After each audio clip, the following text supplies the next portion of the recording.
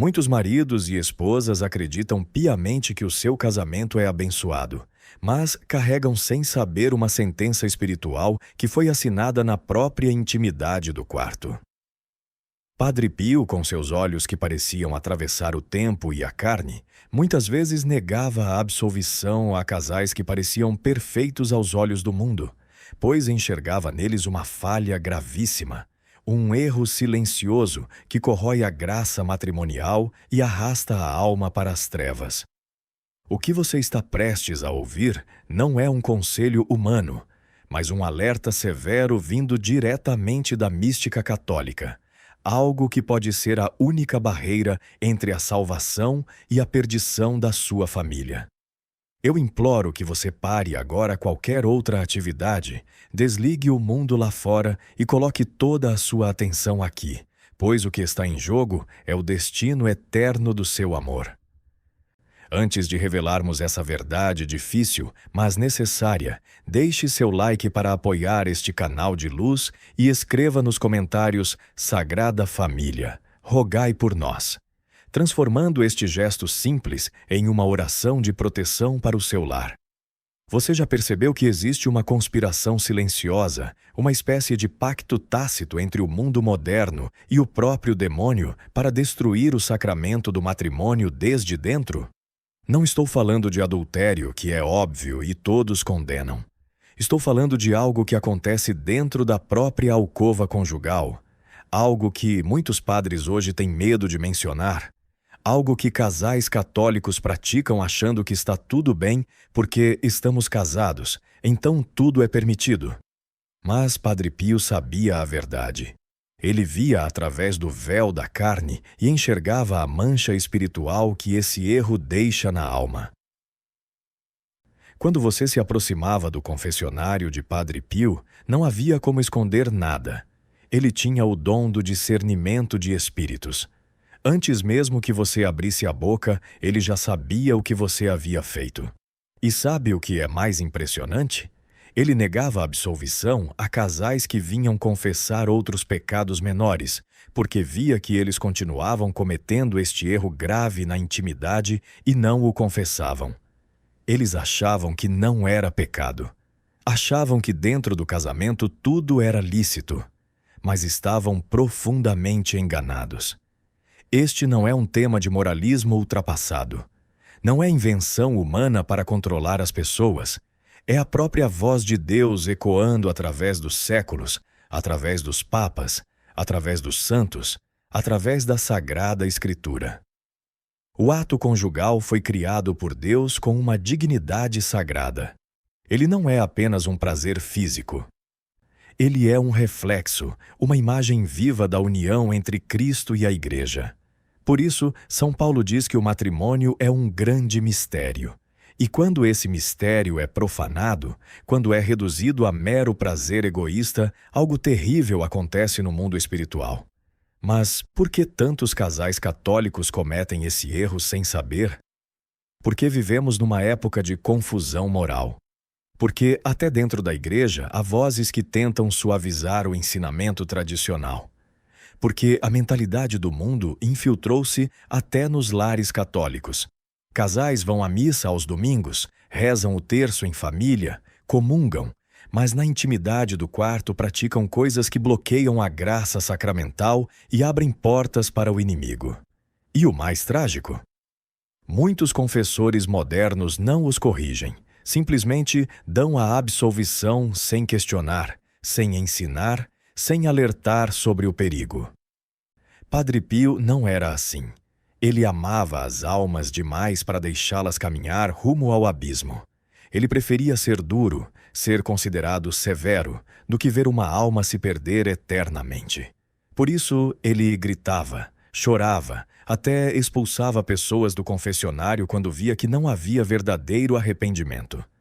Porque ele sabia algo que muitos hoje esqueceram. Existe um inferno real, eterno, e almas vão para lá todos os dias. E muitas dessas almas são de pessoas casadas que pensavam estar em paz com Deus. Agora você precisa entender que existem 5 verdades espirituais ocultas sobre este erro íntimo. 5 mistérios que Padre Pio enxergava nas almas dos casais. Cada verdade carrega uma mensagem específica de Deus sobre a santidade do matrimônio. Vou revelá-las uma por uma, mas preciso avisá-lo. A quinta é a mais difícil de ouvir. É aquela que faz muitos se rebelarem, que faz muitos fecharem o vídeo, que faz muitos buscarem justificativas. Mas é também a mais necessária para a salvação da sua família. Muitos sacerdotes hoje preferem o silêncio. Preferem não tocar neste assunto porque sabem que vão perder fiéis, que vão ser criticados, que vão ser chamados de retrógrados. Mas o silêncio pastoral não muda a lei divina. Deus não revogou seus mandamentos porque o mundo mudou. A verdade católica permanece a mesma ontem, hoje e sempre. E essa verdade, por mais dura que seja, é o único caminho para a salvação. A primeira verdade que você precisa gravar no coração é esta: Deus criou a intimidade matrimonial com 2 propósitos inseparáveis. O primeiro é a união dos esposos em amor. O segundo é a abertura à vida, à procriação. Esses 2 aspectos não podem ser separados. Não é possível escolher um e rejeitar o outro sem profanar o ato conjugal. Quando um casal deliberadamente bloqueia a dimensão procriativa do ato, ele destrói a dignidade sacramental daquele momento e o transforma em ofensa grave contra o Criador. São Paulo escreveu na carta aos Efésios que o matrimônio é imagem de Cristo e da Igreja. Cristo se entregou totalmente à Igreja, sem reservas, sem condições, sem barreiras. A Igreja recebe Cristo totalmente, sem bloqueios, sem rejeições. Da mesma forma, os esposos devem se entregar um ao outro de forma total, completa, sem bloqueios artificiais. Quando um casal usa métodos contraceptivos, está dizendo: eu me entrego a você, mas não totalmente. Eu quero o seu prazer, mas não quero o fruto desse amor. Isso quebra o simbolismo sagrado do ato conjugal.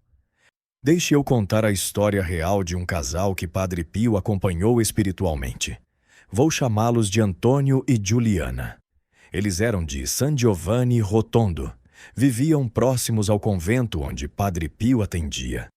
Eram católicos praticantes, iam à missa toda manhã, faziam trabalhos de caridade. Mas, durante 15 anos de casamento, usavam contracepção porque achavam que já tinham filhos suficientes e queriam melhorar a situação financeira antes de ter mais. Para eles, era uma decisão responsável, prudente. Um dia, Giuliana foi se confessar com Padre Pio. Ela confessou pequenos pecados, impaciência com os filhos, fofocas leves. Quando terminou, aguardava a absolvição. Mas Padre Pio ficou em silêncio.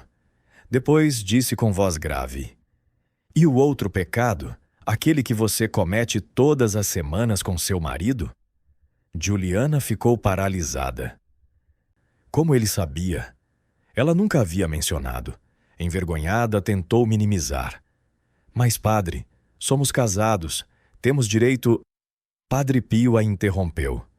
Direito de ofender a Deus? Direito de profanar o sacramento? Volte quando estiver pronta para confessar isso e mudar de vida. Não posso absolver quem não tem propósito de emenda. Giuliana saiu arrasada. Chorou durante dias, conversou com o marido. Juntos buscaram mais informação sobre o ensinamento da Igreja. Descobriram a encíclica Humanae Vitae. Descobriram os métodos naturais de planejamento familiar. E tomaram a decisão de viver a castidade matrimonial conforme o plano de Deus. 3 meses depois, Giuliana voltou ao confessionário de Padre Pio, confessou o pecado com sinceridade, recebeu a absolvição, e ela testemunhou depois. A partir daquele dia, o casamento deles se transformou. Experimentaram uma união mais profunda, uma paz inexplicável, e até milagres começaram a acontecer na família. Um dos filhos que estava em grave doença foi curado misteriosamente, como se Deus tivesse esperado por aquela conversão para derramar suas graças. Esta história ilustra a primeira verdade. Não é possível separar união e procriação sem consequências espirituais graves. Mas ainda há muito mais que você precisa saber. A segunda verdade é ainda mais específica e mais difícil de aceitar no mundo moderno. A Igreja Católica, através de seus papas e documentos oficiais, ensina claramente que toda ação que antes, durante ou após o ato conjugal tenha por objetivo impedir a procriação é pecado mortal. Não é pecado venial. Não é questão de consciência pessoal. É pecado mortal que separa a alma de Deus e exige confissão sacramental para ser perdoado. A encíclica Humanae Vitae do Papa Paulo VI e a encíclica Casti Connubii do Papa Pio XI não deixam margem para dúvida. Isso inclui todos os contraceptivos artificiais, pílula anticoncepcional, preservativo, dispositivo intrauterino, injeções, implantes, esterilização cirúrgica, coito interrompido. Tudo isso, tudo é pecado grave. E aqui está o ponto crucial. Se você está vivendo neste pecado e vai comungar sem antes se confessar validamente, você está comungando em estado de pecado mortal, o que é um sacrilégio adicional. São Paulo alerta na primeira carta aos Coríntios: quem come e bebe indignamente, come e bebe sua própria condenação. Sei que muitos de vocês agora estão pensando, mas todo mundo faz isso. Até católicos praticantes usam contracepção. Será que todos estão errados? A resposta é sim. A maioria pode estar enganada e frequentemente está. Jesus disse que o caminho largo leva à perdição e muitos seguem por ele. O caminho estreito leva à vida eterna e poucos o encontram. A popularidade de um pecado não o torna menos pecado. A multidão que gritou "crucifica-o" também era a maioria. E tem base bíblica clara para isso. Em Gênesis capítulo 38, versículos 8 a 10, está a história de Onã. Ele era obrigado pela lei do levirato a gerar descendência para seu irmão falecido, através da viúva. Mas Onã não queria. Então, ele praticava o ato conjugal, mas no momento final derramava o sêmen na terra para evitar a concepção. E o que aconteceu? A Bíblia diz: o que ele fazia era mal aos olhos do Senhor, que o fez morrer também. Deus tirou a vida de Onã porque ele frustrou propositalmente a procriação. Se você acha que Deus mudou de ideia sobre isso, está enganado. Deus não muda. Jesus Cristo é o mesmo ontem, hoje e eternamente. O que era pecado grave há 3.000 anos continua sendo pecado grave hoje. A mentalidade moderna tenta justificar, tenta relativizar, mas a palavra de Deus permanece firme como rocha. São Paulo também escreve em 1 Coríntios capítulo 6, versículos 19 e 20.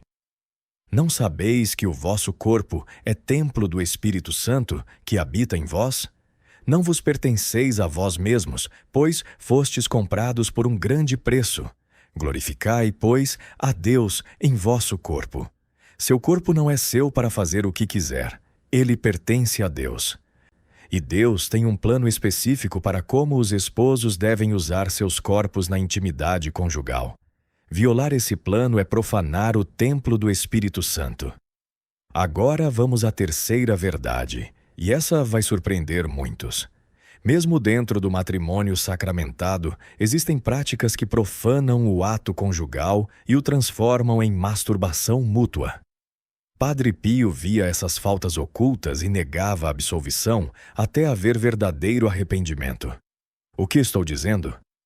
Que quando os cônjuges usam o corpo um do outro apenas como instrumento de prazer, sem a entrega verdadeira que respeita a dignidade e a finalidade natural do ato, eles cometem pecado grave.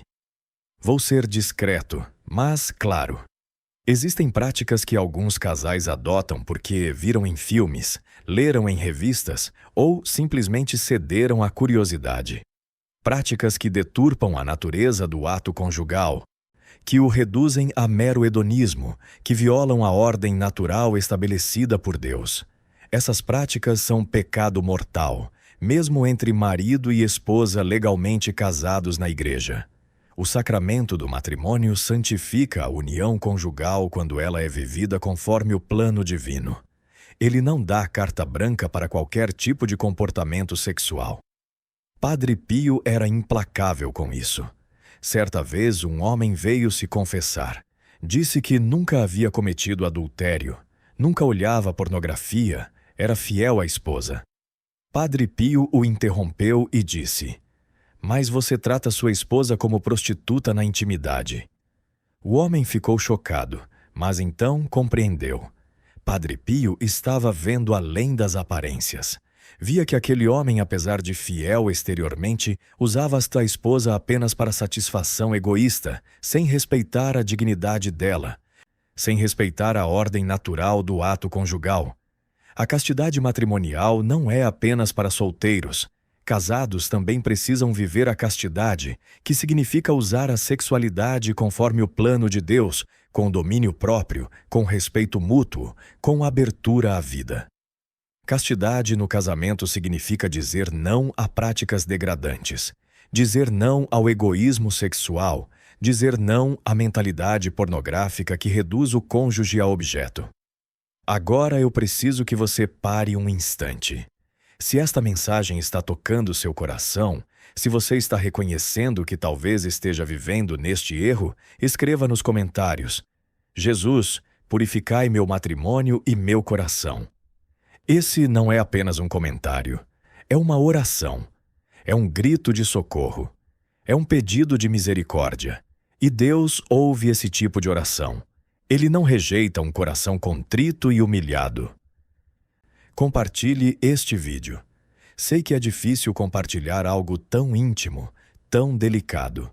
Mas pense em quantas famílias católicas estão caminhando rumo ao abismo sem saber.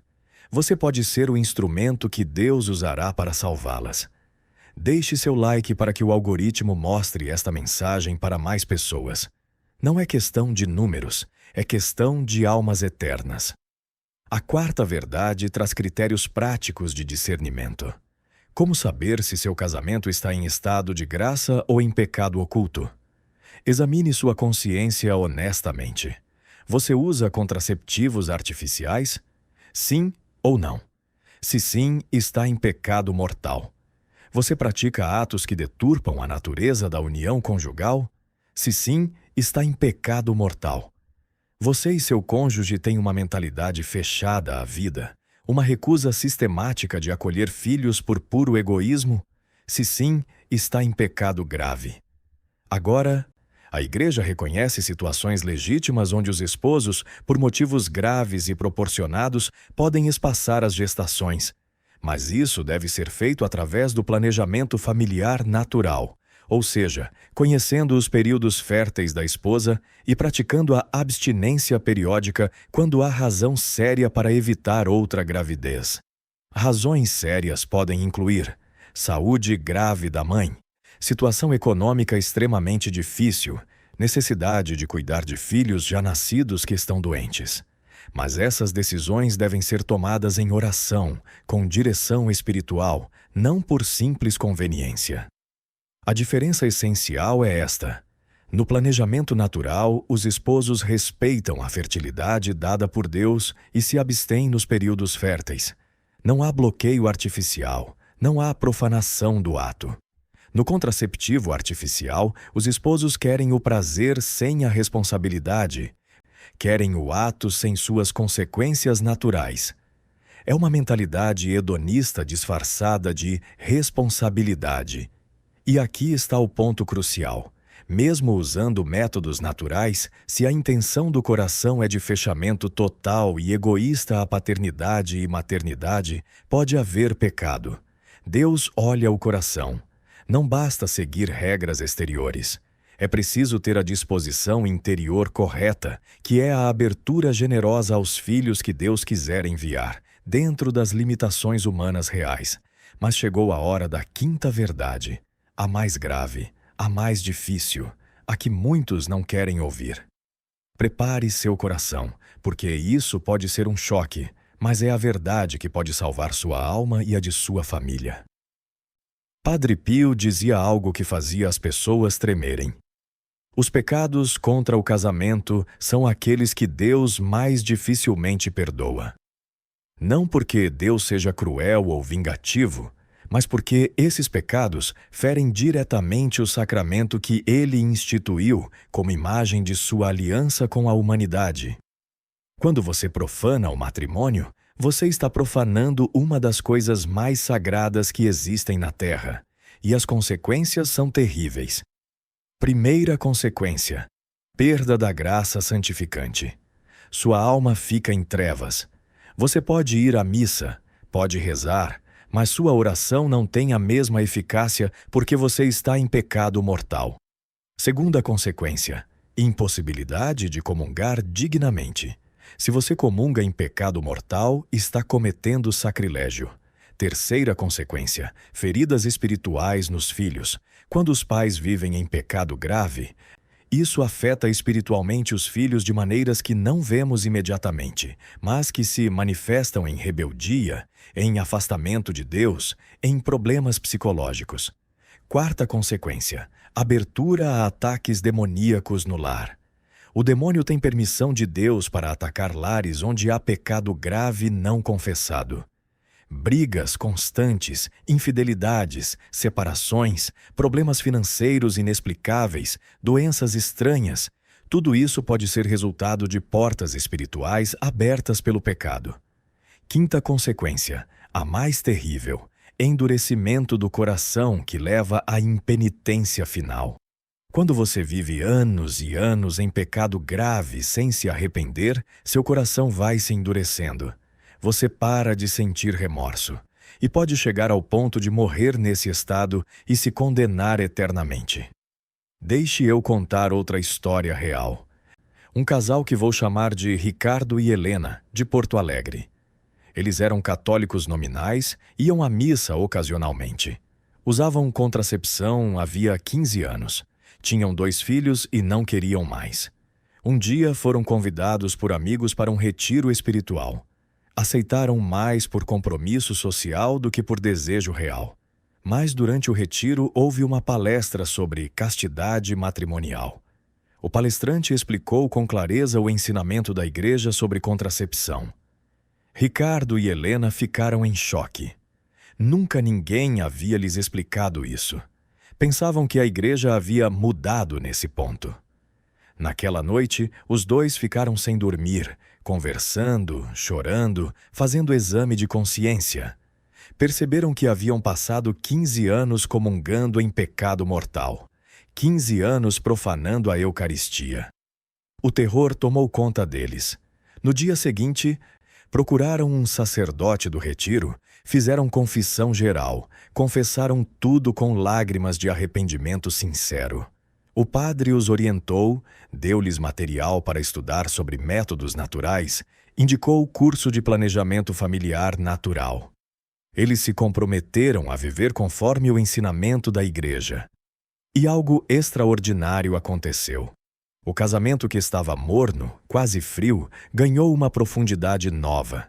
A intimidade se tornou mais significativa, mais respeitosa, mais unificadora.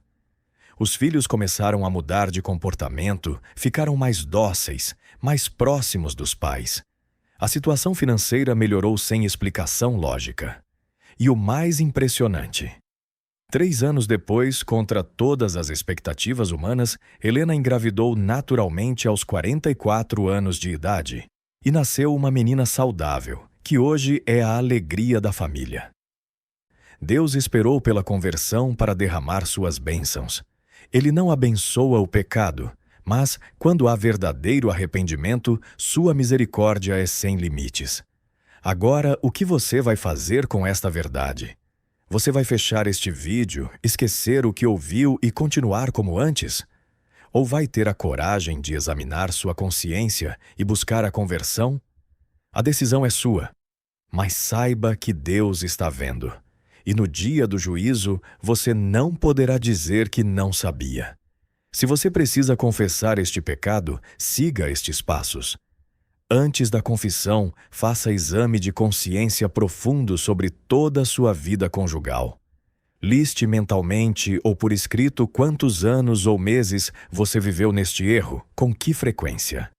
Busque, se possível, direção espiritual com um sacerdote fiel ao magistério da Igreja, não com aqueles que relativizam tudo. Faça jejum e oração pedindo a graça da contrição perfeita e da coragem de confessar com honestidade. Durante a confissão, seja específico. Não basta dizer, pequei contra a castidade. Diga, usei contracepção artificial durante X anos. Ou, pratiquei atos contra a natureza no matrimônio. Diga o número aproximado de vezes se conseguir estimar. Não justifique, não culpe o cônjuge, não conte história longa. Apenas confesse com humildade, receba a penitência, aceite a orientação do confessor e faça propósito firme e sincero de nunca mais cometer o pecado. Depois da confissão, você precisa agir. Converse com seu cônjuge sobre a necessidade de viverem a castidade matrimonial segundo a Igreja. Se o cônjuge resistir, você faça sua parte, reze por ele ou ela, dê testemunho através da mudança de vida. Busque formação lendo a Humanae Vitae e a Teologia do Corpo de João Paulo II. Aprenda métodos de planejamento familiar natural através de cursos especializados. Estabeleça vida de oração em casal, terço diário, leitura bíblica, missa dominical em estado de graça. Faça ação de graças frequente pelo sacramento do matrimônio. Agradeça a Deus por seu cônjuge, pelos filhos, pela família. Renove periodicamente a consagração da família ao Sagrado Coração de Jesus e ao Imaculado Coração de Maria. E seja paciente consigo mesmo. A mudança de mentalidade leva tempo, haverá quedas. Mas levante sempre, confesse de novo, persevere. A santidade não é ausência de queda, é perseverança em levantar. O matrimônio católico é caminho de santificação mútua. A intimidade conjugal, vivida segundo o plano de Deus, é fonte de graça, de bênção, de proteção divina. Não deixe o mundo roubar esta beleza de você. Não deixe o demônio destruir seu casamento através do pecado oculto. Volte para Deus. Volte para a verdade. Volte para a luz. Vamos fazer juntos agora uma oração de consagração matrimonial. Coloque a mão no coração e reze comigo. Senhor Jesus Cristo, Salvador do mundo e esposo da Igreja, nós nos colocamos diante de Ti com humildade e contrição. Confessamos que profanamos o sacramento do matrimônio através da mentalidade contraceptiva e de práticas contrárias à castidade conjugal. Perdoa-nos, Senhor, todos os pecados que cometemos contra a santidade da união que Tu abençoaste. Purifica nosso matrimônio com Teu sangue precioso. Cura todas as feridas que esses pecados causaram em nossas almas e nas almas de nossos filhos. Dá-nos a graça de viver a abertura à vida com confiança em Tua providência. Ensina-nos a castidade matrimonial, o domínio próprio, o respeito mútuo. Que nosso amor conjugal seja sempre imagem fiel do Teu amor pela Igreja. Protege nossa família de todo ataque do inimigo.